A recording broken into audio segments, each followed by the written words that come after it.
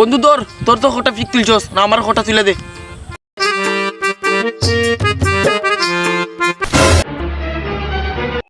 কি ভাইয়া অন্যের বাইকে পিক তুলতে ভালো লাগে?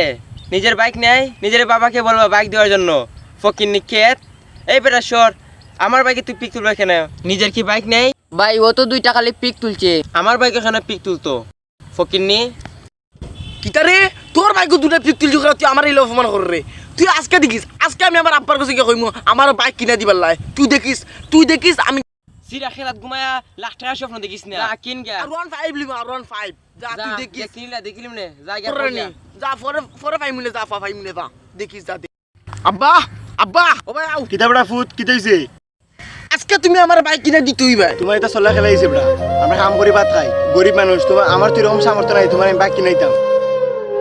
ইটা আমি জানি না আমার বন্ধুর বাইকে দুটো পিক তুলছো কইরা আমার যে অপমান করছে।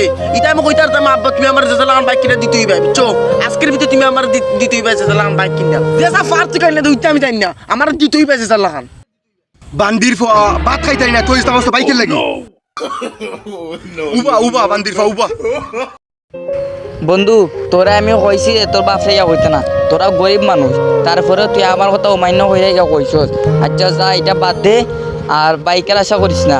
আচ্ছা যা এখন বাইকের আশা বাদ দে, এখন তোর বন্ধু তোরে ফার্ম দে তোর বাপের লগে বেঙ্গা লাগাইবার লাগি। হইছে বাদ দে, আইও যাই কেন বইয়া লাভ নাই। আয়